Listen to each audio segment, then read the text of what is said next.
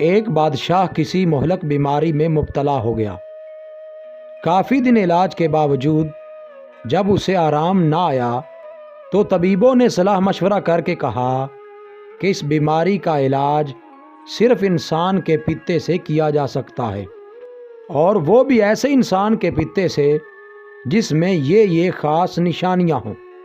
یہ کہہ کر حکیموں نے وہ نشانیاں بتائیں اور بادشاہ نے حکم دے دیا کہ شاہی پیادے سارے ملک میں پھر کر تلاش کریں اور جس شخص میں یہ نشانیاں ہوں اسے لے آئیں۔ پیادوں نے فوراً تلاش شروع کر دی۔ خدا کا کرنا ایسا ہوا کہ وہ ساری نشانیاں ایک غریب کسان کے بیٹے میں مل گئیں۔ پیادوں نے کسان کو ساری بات بتائی کہ بادشاہ کے علاج کے لیے تیرے بیٹے کے پتے کی ضرورت ہے، اسے ہمارے ساتھ بھیج دے اور اس کے بدلے جتنا چاہے روپیہ لے لے۔ کسان بہت غریب تھا۔ ڈھیر سارا روپیہ ملنے کی بات سن کر وہ اس بات پر آمادہ ہو گیا کہ سپاہی اس کے بیٹے کو لے جائیں۔ چنانچہ وہ اسے بادشاہ کے پاس لے آئے۔ خاص نشانیوں والا لڑکا مل گیا تو اب قاضی سے پوچھا گیا کہ اسے قتل کر کے اس کے جسم سے پتا نکالنا جائز ہوگا یا نہیں۔ قاضی صاحب نے فتویٰ دے دیا کہ بادشاہ کی جان بچانے کے لیے ایک جان کو قربان کر دینا جائز ہے۔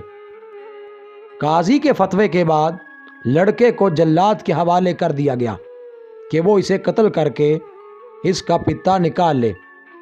لڑکا بالکل بے بس تھا۔ وہ اپنے قتل کی تیاریاں دیکھ رہا تھا اور خاموش تھا، زبان سے کچھ نہ کہہ سکتا تھا۔ لیکن جب جلاد تلوار لے کر اس کے سر پر کھڑا ہو گیا تو اس نے آسمان کی طرف دیکھا اور اس کے ہونٹوں پر مسکراہٹ آ گئی۔ بادشاہ خود اس جگہ موجود تھا۔ اس نے اسے مسکراتے ہوئے دیکھا تو بہت حیران ہوا۔ جلاد کے ہاتھ میں ننگی تلوار دیکھ کر تو بڑے بڑے بہادر خوف سے کانپنے لگتے ہیں۔ اس نے جلاد کو رکنے کا اشارہ کر کے لڑکے کو اپنے پاس بلایا اور اس سے پوچھا، لڑکے یہ تو بتا اس وقت مسکرانے کا کون سا موقع تھا؟ لڑکے نے فوراً جواب دیا، حضور والا، دنیا میں انسان کا سب سے بڑا سہارا اس کے ماں باپ ہوتے ہیں، لیکن میں نے دیکھا کہ میرے ماں باپ نے روپے کے لالچ میں مجھے حضور کے سپرد کر دیا۔ ماں باپ کے بعد دوسرا سہارا انصاف کرنے والا قاضی اور بادشاہ ہوتا ہے کہ اگر کوئی ظالم کسی کو ستائے تو وہ اسے روکیں، لیکن قاضی اور بادشاہ نے بھی میرے ساتھ انصاف نہ کیا۔ اب میرا آخری سہارا خدا کی ذات تھی اور میں دیکھ رہا تھا کہ جلاد ننگی تلوار لے کر میرے سر پر پہنچ گیا اور خدا کا انصاف بھی ظاہر نہیں ہو رہا۔ بس یہ بات سوچ کر مجھے ہنسی آ گئی۔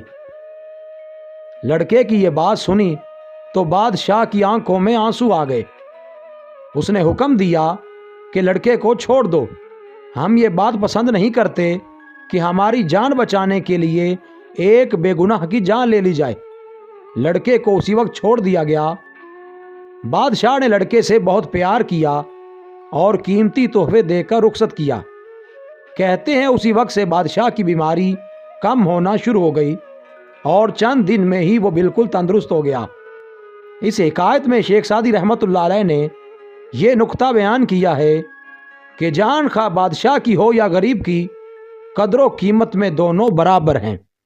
مزید اچھی ویڈیوز کے لیے چینل کو سبسکرائب کریں اور بیل کے آئیکن کو لازمی پریس کریں۔